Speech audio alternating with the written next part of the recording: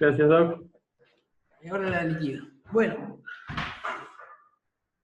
yo pregunté diagnóstico diferencial y me dijeron enterocolitis necrotizante. Yo le expliqué que la enterocolitis era de chicos prematuros, recién nacidos, neonatos, ¿sí? ¿Algún otro diagnóstico diferencial? Doc, perdón, quizás diga una boludez, pero alergia a la proteína de leche de vaca o inclusive infecciones, digamos, colitis por... A mí, paciente lactante que presenta, o de 9 meses que presenta deposiciones rojos sanguinolentas, lo primero que quiere despertar es E. coli o 157H7, digamos. Perfecto. Así que sería un diagnóstico diferencial para mí. Entonces me dijiste, en otras palabras, me dijiste un SU, Exacto. entonces le O tengo alergia a la proteína de leche de vaca. alergia a la proteína de leche de vaca o una disentería. Exacto. ¿Sí? Entonces de ahí, de acuerdo a cómo le armen el simulador, van a tener que pensar si el paciente está orinando, si la urea y la creatinina cómo está, o si está en fase poli, ¿entienden? ¿Sí? Y de ahí les van a ofrecer un frotis, si hacen un frotis para ver los crenados o no. ¿Sí? Perfecto, Doc. O si piensan que es una invaginación, le van a pedir una ecografía y no un frotis para ver los crenados. ¿Sí? Pero tengan en cuenta que las deposiciones, estas que son mucosas, que se llaman jarabe de groselia, son escasas, ¿sí? Son un poquitito de moco nada más que elimina. Generalmente, después de iniciado las 24 horas y pasado, transcurrido el cuadro de inicio, después de las 24 horas ahí recién suele aparecer el jarabe de grosella en la mayoría de los pacientes que tienen invaginación intestinal. En un SU te va a bajar el hematocrito, ¿sí? Pero en el invaginado no. Son datos que son para hacer diagnóstico diferencial. Entonces, al examen físico, el tumor palpable, que es la morcilla que puede estar en el hipocondrio derecho, el abdomen, acuérdense que está blando, no doloroso a la palpación, la fosa ilíaca hecha vacía. Lo que hacemos normalmente, antes de hacerle la ecografía o nada, ponemos una sonda rectal bajo agua, y en el caso de los invaginados no hay eliminación de gases, ¿sí? Porque no hay continuidad entre lo proximal y lo distal. Y una placa que hay que hacer siempre de RX de abdomen de pie, donde vamos a ver una placa de oclusión. Vamos a ver niveles, progresión de aire hasta un cierto punto, y de ahí en adelante, del hemiabdomen para abajo, no va a haber aire distal, ¿sí? Porque el aire queda todo proximal porque hay una obstrucción. Entonces, ahí se ve como se ve en la ecografía, que es una imagen de escarapela o pseudo riñón, de acuerdo al transductor como esté cortando, ¿sí? Y en la otra imagen se ve la invaginación, el intestino delgado metido dentro del colon, ¿sí? Lo que hacemos normalmente es desinvaginarlo con aire. Acá en el hospital hacemos como una especie de enema con aire, lo metemos a una presión de 100 milímetros de mercurio, y básicamente lo que hacemos es que lo que hizo el peristaltismo, el aire lo deshaga en el otro sentido, ¿sí? Entonces, ese sería el tratamiento. Y no sé si quieren hacer alguna pregunta de invaginación. Yo te hago una pregunta. Sí. Con la que habías hablado de adenitis, que se producía una invaginación por adenitis mesentérica, ¿es el ganglio el que empieza con la invaginación y después se empeora? Lo que le dije del ganglio, que generalmente en el ilion terminal hay muchos ganglios que son placas de Peyer, así se llaman. Esos ganglios se comportan como cabeza de invaginación. Entonces, el peristaltismo lo mete adentro del intestino y después el mismo peristaltismo lo lleva arrastrando hacia más distal. Perfecto, pero lo más frecuente es lo que habéis dicho antes, idiopático, sin ninguna causa. Claro, a eso se llama idiopático, por más que lo diga así, pero la causa fue un ganglio, sí, pero a eso se llama idiopático. Ah, perfecto. A diferencia de las invaginaciones orgánicas, que puede estar, se produce lo mismo, pero la cabeza de invaginación puede ser un lipoma, un linfoma intestinal, ¿sí? O un Meckel que se invagina, pero ahí hay una causa orgánica bien diferenciada. Espera un segundito, me están llamando del quirófano. Hola, gallino. Estoy dando una charla para los chicos de la UBA. ¿Algo? Te llaman un ratito. Dale. Vale, hasta luego, chao. ¿Bien imaginación? Si yo te puedo hacer una pregunta del diagnóstico. ¿Sí? Cuando, o sea, de base nosotros vamos a sospecharlo con la clínica y de base siempre se va a pedir radiografía y ecografía o la sonda rectal también se hace de base. Se hace todo lo que tengas a tu alcance, eso es la medicina, hacer todo lo que uno tiene a su alcance. El diagnóstico ecográfico es muy sensible y muy específico. Lo de la sonda es un signo más bien indirecto y lo de la radiografía es un signo más bien indirecto. Pero si vos no tenés ecografía ya podés hacer una placa, porque en el choice por ahí te van a decir, no tenés ecografía, ¿qué podés hacer? Una placa, ¿cómo va a ser la placa? Y va a tener una placa de oclusión. ¿Qué es una placa de oclusión? Es una progresión de aire hasta determinado punto del abdomen y de ahí en adelante ausencia de aire distal, ¿sí? Ok, gracias. Yo tengo otra pregunta con respecto a lo que habías dicho sobre las deposiciones del paciente a partir de las 24, de las 48 horas que dijiste, ¿no? Dije Digo, 24. porque todo lo previo, el dolor tipo cólico, los vómitos, el abdomen blando y todo lo demás, la deshidratación, digo, todo eso puede ser compatible tranquilamente con una gastroenteritis aguda. Entonces yo cuando solicito la ecografía o empiezo a sospechar de invaginación a partir de las deposiciones, porque digamos, desde el punto de vista de la clínica, yo me sería más en una gastroenteritis por cuestión de prevalencia. Sí, pero si es una gastroenteritis también tengo que pensar que tendría que haber tenido alguna deposición desligada, ¿sí? Mientras no Ok, tiene... por eso digo, las deposiciones me marcan la diferencia en este sentido. Hay una cosa que para hacer medicina lo más importante es sospechar, ¿sí? Si uno no sospecha, nunca va a hacer diagnóstico de lo que tiene. Entonces, si yo tengo un paciente que no sé si es gastroenteritis o invaginación, uno lo tiene que hacer un algoritmo mental para qué lado va para qué lado va, si va para gastroenteritis o si va para invaginación, ¿sí? Una gastroenteritis normalmente no tendría que tener el sensorio alternante, ¿sí? Tiene dolores cólicos todo el tiempo, pero la invaginación es típico lo del sensorio alternante. Ok.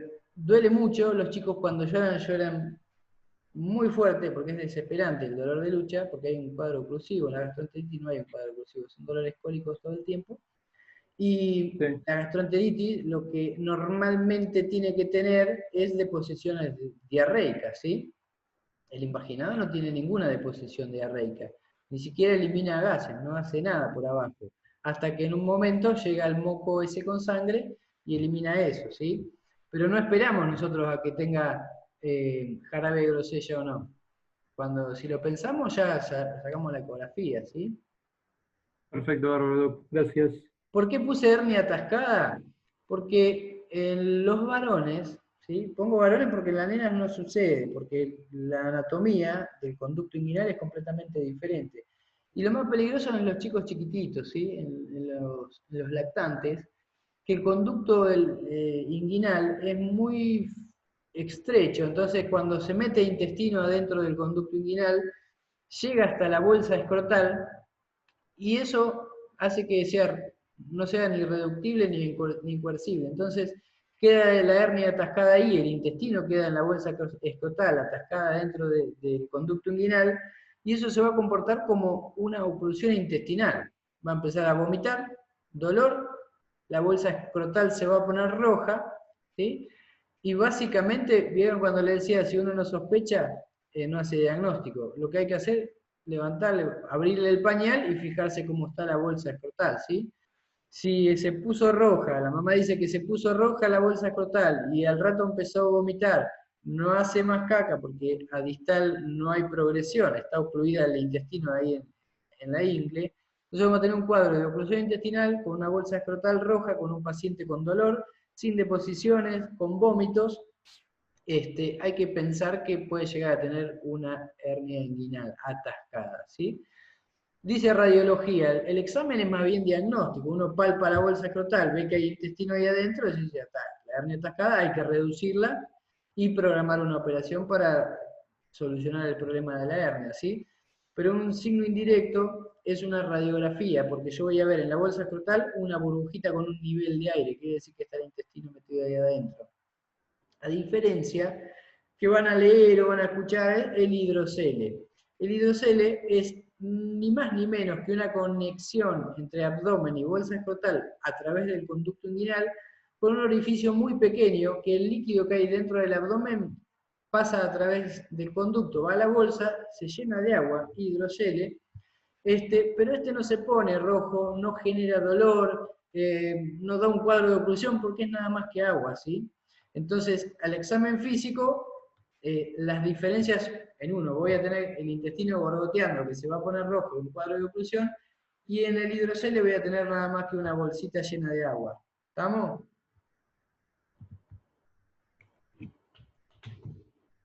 No hay nadie. Divertículo de Meckel. ¿Sí, Belén?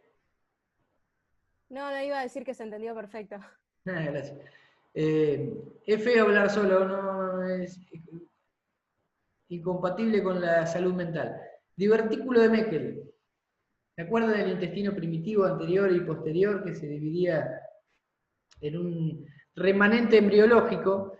Que hay una regla para entender a ver cuántos lo tienen, quién lo tiene y para qué sirve y todo eso, que es regla de los 2. 2% se encuentra en necropsia. Es un dato sin sentido, pero para que se den una idea que bastante gente en la población tiene eso, ¿sí? A 2 pies de la válvula ileocecal, 90 centímetros, mide más o menos 2 pulgadas de largo, que es 5 centímetros. La edad de presentación de este Meckel es a los 2 años, ¿sí? O de presentación no, lo tiene de nacimiento, pero la clínica generalmente suele empezar a los 2 años, más frecuente en varones, y 2 mucosas heterotópicas que puede ser gástrica y pancreática. La forma de presentación del Meckel pueden ser 2, la que vamos a hablar ahora es de la hemorragia digestiva, pero una puede ser que sea una mequelitis, que es un cuadro muy parecido a una apendicitis, ¿sí? Porque mide 5 centímetros, casi como un apéndice, y la otra es la que tiene la mucosa gástrica heterotópica dentro del Meckel y hace que como el intestino, el ileum terminal no está preparado para combatir el pH de 4, ¿sí? Entonces genera una hemorragia digestiva. Es un abdomen, otra vez lo mismo que la imaginación, blando, ¿sí? No duele, panza blanda, pero no es corazón contento, está sangrando, ¿sí? Episódico, que se autolimita, siempre hay un sangrado muy importante, sangrado rojo, rutilante que anemiza, baja el hematolito, en serio, hay que agruparlo y transfundirlo y expandirlo y poner una buena vía, porque si no nos quedamos sin pacientes, ¿sí? Entonces el tratamiento va a ser sintomático, no importa si tiene o no tiene el Meckel. La causa del sangrado después la vamos a estudiar. Primero que tenemos que tener un paciente que esté vivo. Y el diagnóstico se puede hacer con centellograma con tecnesio, que básicamente lo que hace este centellograma con tecnesio, va a captar donde están las células G, ¿se acuerdan del péptido G y la gastrina y todo eso? Bueno, esa célula va a captar en el estómago y va a captar centro abdominal, otra captación de este tecnesio, que va a decir un dato directo que lo que está pasando es que hay un Meckel que sangró. Entonces, nos va a decir confirmar el diagnóstico para después ir a hacer una resección de anastomosis y sacar ese Meckel que está haciendo líder. Y lo que le dije antes, que la mequelitis puede ser un cuadro muy parecido a la apendicitis. Otra forma de presentación del Meckel es volvulo e invaginación. ¿Se acuerdan de invaginación idiopática y invaginación orgánica? Bueno, ahí lo tienen.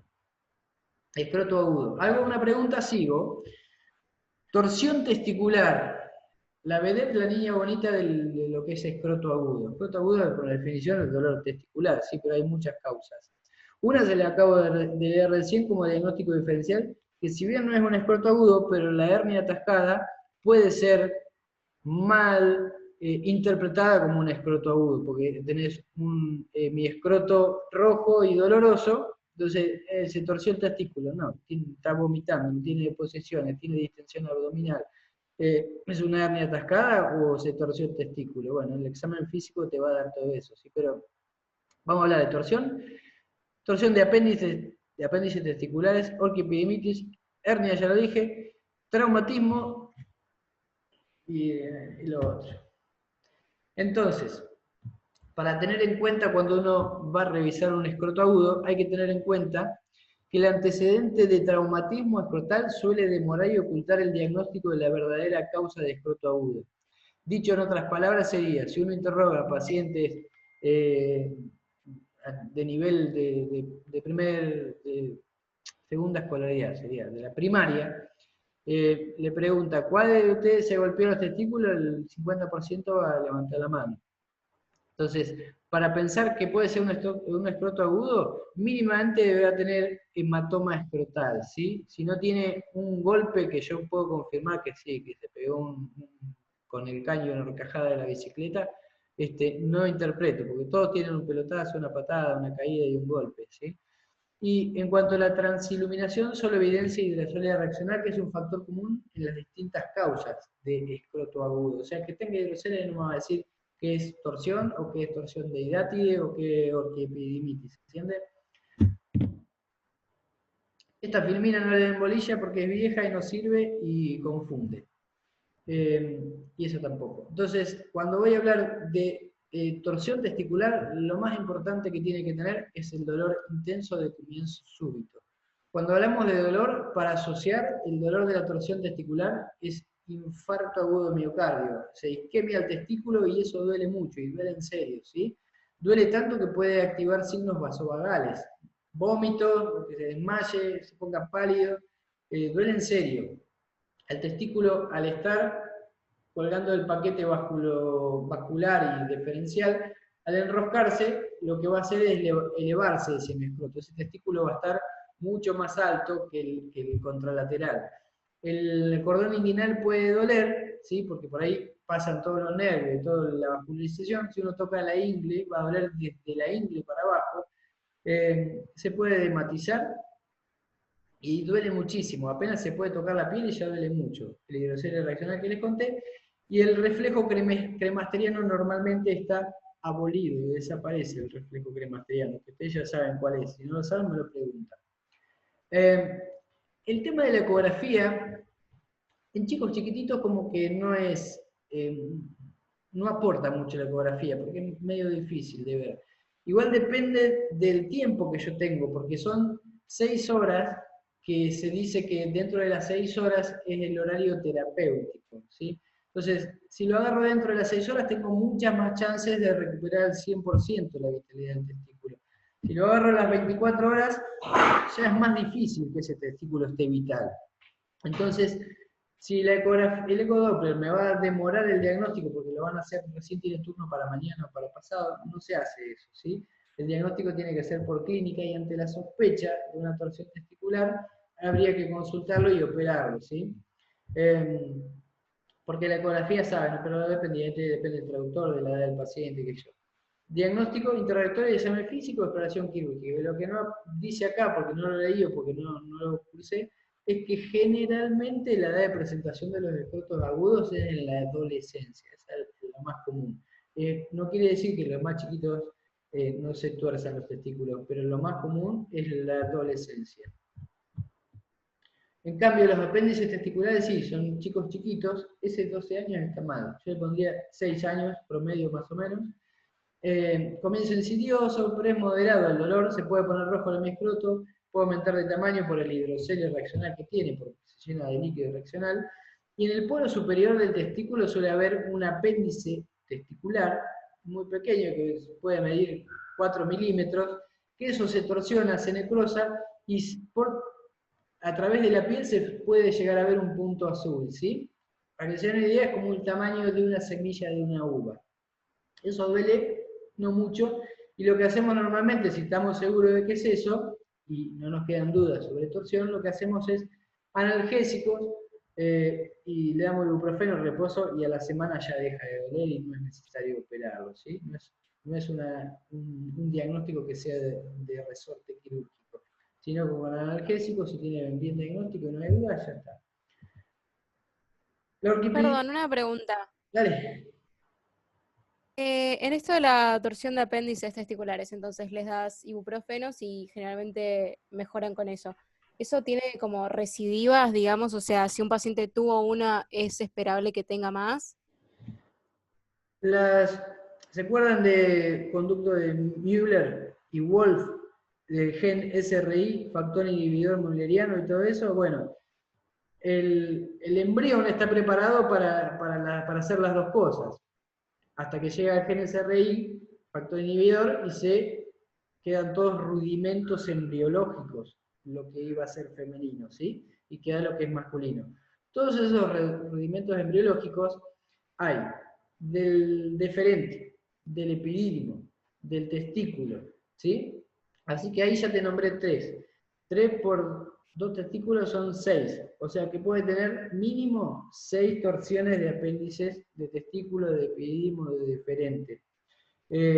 Una vez que un apéndice se necrosa, se reabsorbe y ese no va a dar más problemas, pero hay más apéndices testiculares. ¿Se entendió? Sí, pero, o sea, mi pregunta es, si ya lo tuvo una vez, entonces en estos casos de que haya más apéndices, ¿yo espero que se necrose otro o no necesariamente? Puede tener tranquilamente una sola torsión en toda su vida y terminó ahí. Te lo digo de otra forma, nunca operé un paciente con una torsión que vuelva con una torsión de hidátide, que vuelva y le tengamos que operar otra. Listo, fantástico, gracias. Pero si vos me decís, ¿puede tener del otro testículo que se tuerza al otro apéndice? Y sí, le puede pasar tranquilamente. Nunca vi que le pase, pero no le pasa porque va en suerte, ¿sí? Perfecto, Doc, gracias. Doc, yo tengo otra pregunta. Cuando cursé urología hace como un año, me contaban sobre la importancia y la emergencia que representa un escroto agudo. Sobre todo por los aspectos médico-legales que pueden llegar a traer eso. Entonces eso me asusta un poco.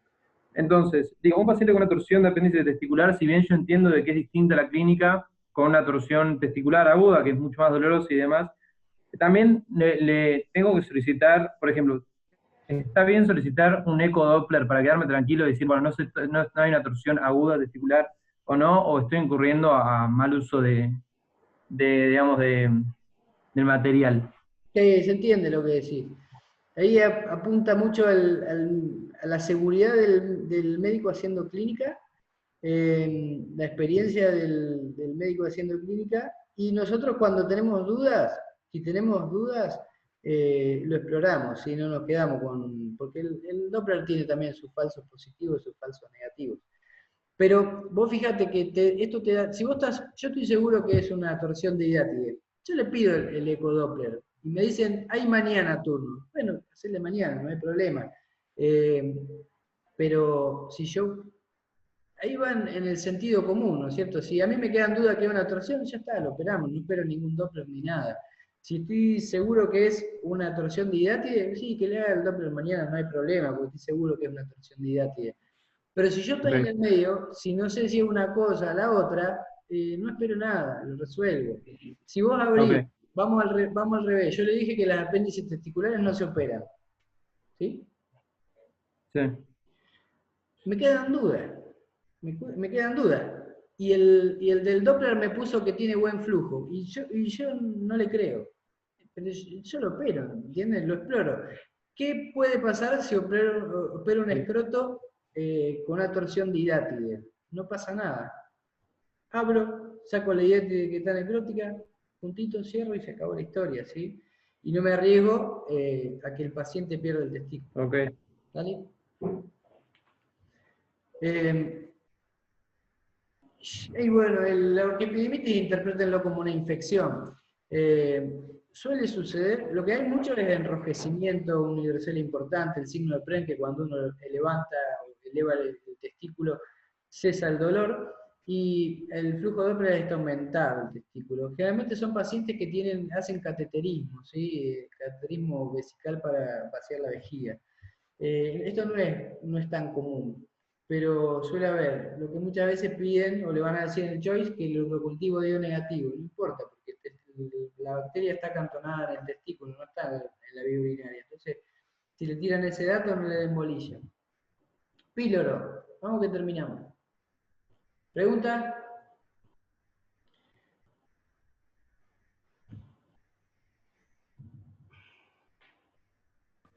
No, Doc. Sigo, estenosis hipertrófica de píloro. Si leen el título entienden lo que está pasando dentro del píloro, la fisiopatología. Lo que pasa es que el píloro está bien, tiene luz, pero generalmente a partir de los 15 días suele suceder que el músculo empieza a hipertrofiarse. Esa hipertrofia del músculo hace que se estenose la luz y el pasaje a través del píloro.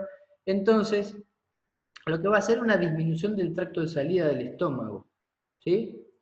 Es como una obstrucción parcial del estómago. Entonces el estómago lo que va a hacer, a medida que el lactante va ingiriendo, se va a empezar a dilatar, porque no puede pasar hacia distal. Entonces el estómago va a estar muy grande, muy aumentado de tamaño.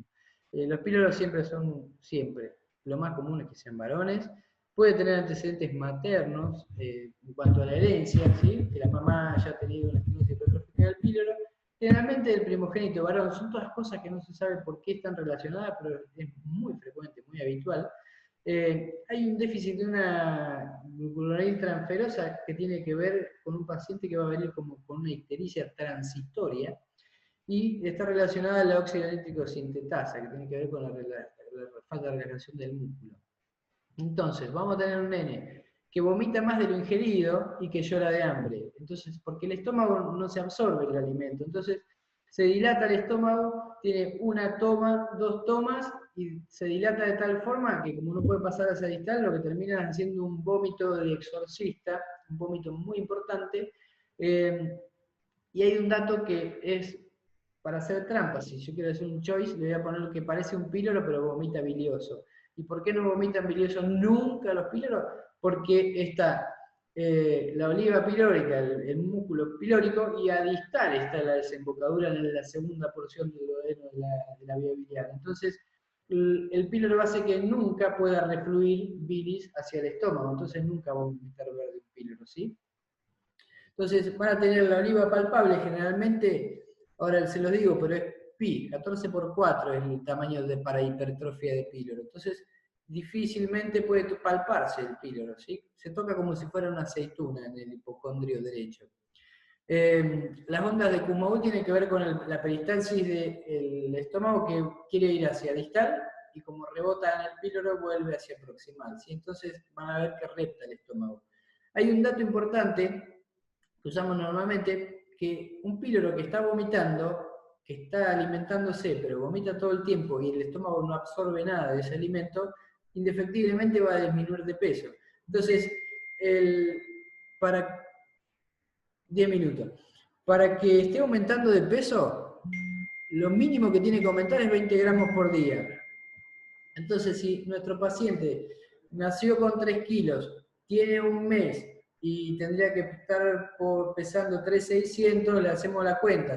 Normalmente al mes de vida el píloro pesa lo que pesó al nacer, ¿sí? O sea, engordó un poco, después empezó a vomitar, no comió más y volvió al peso de nacimiento. Es un dato importante para hacer un diagnóstico diferencial con un lactante vomitador que puede llegar a ser un...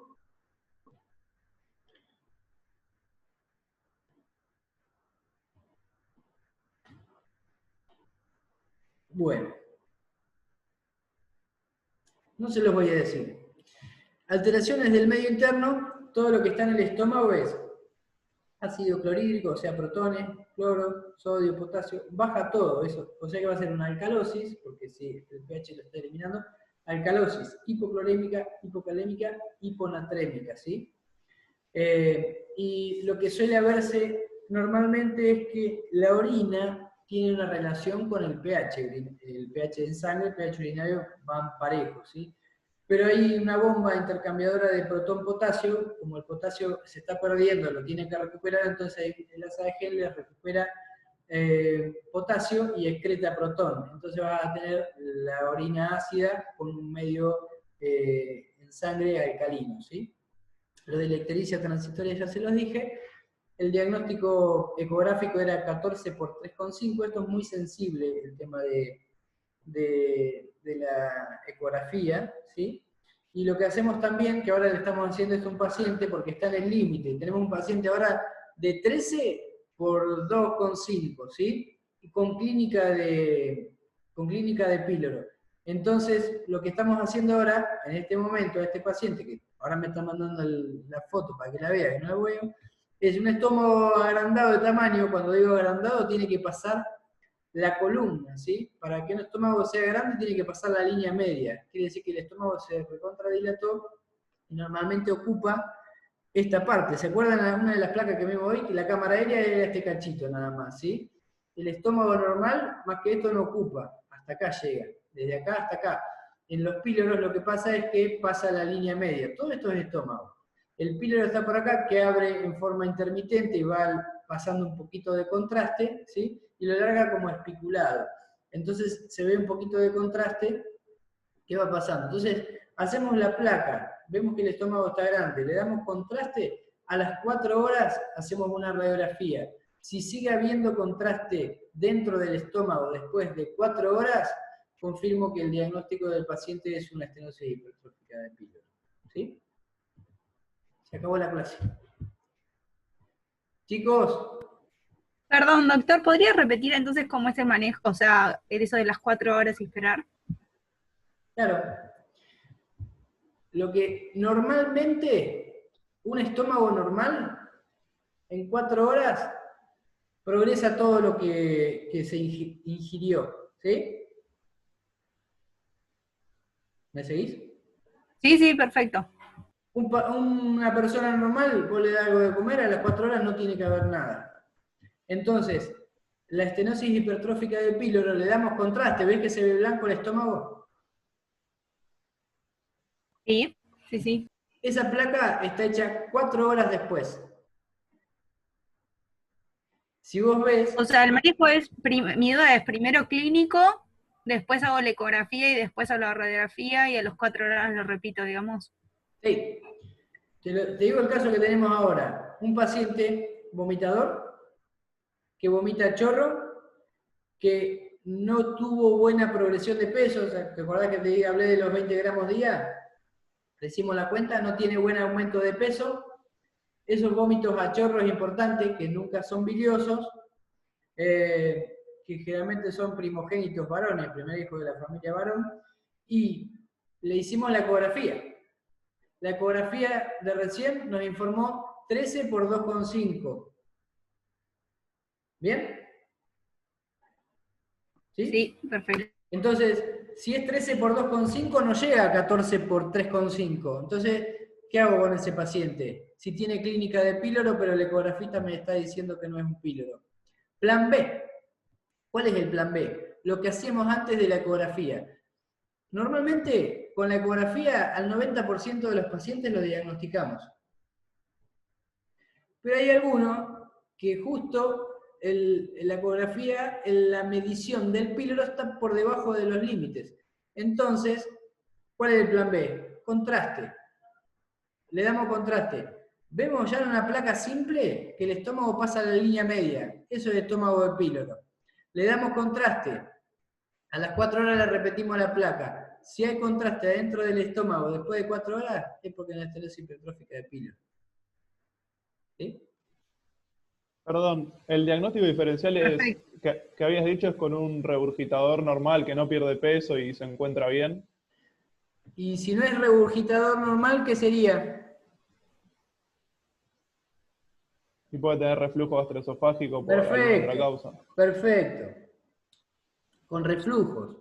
Entonces, este estudio que yo voy a hacer acá, porque me quedan dudas, lo que tengo que descartar también si no tiene un reflujo machazo el paciente, ¿sí? Y otro dato que va a estar en contra de píloro es que el paciente del reflujo no descendería de peso. Se alimenta bien, termina vomitando. Cuando hablan de reflujo con la gastroenteróloga le va a decir que es un poquito de leche que elimina después cuando hace provechito después de cada ingesta.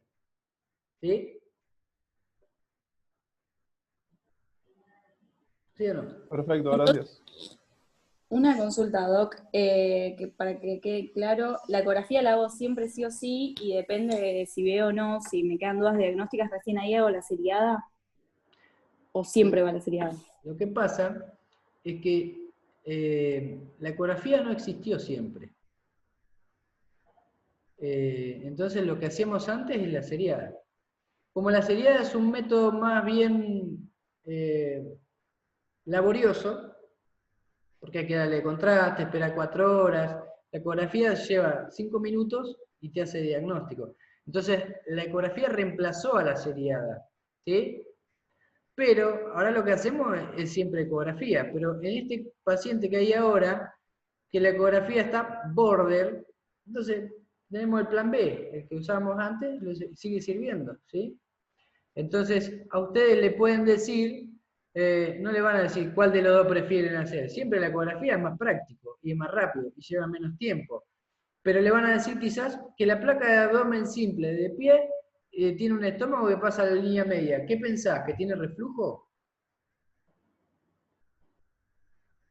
¿Sí o no? No. ¿Eh? No. No, ¿no? No, no. Entonces, siempre usamos la ecografía. En este caso puntual que tenemos ahora, la ecografía como que está ahí.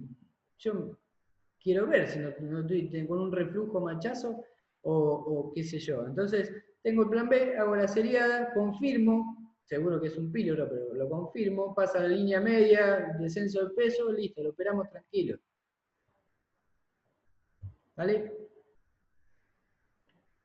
Perfecto, gracias. ¿Se terminó? Así parece. Suerte con el Sí, Doc, simulacro. muchas gracias. Que les vaya Gracias, bien. Doc.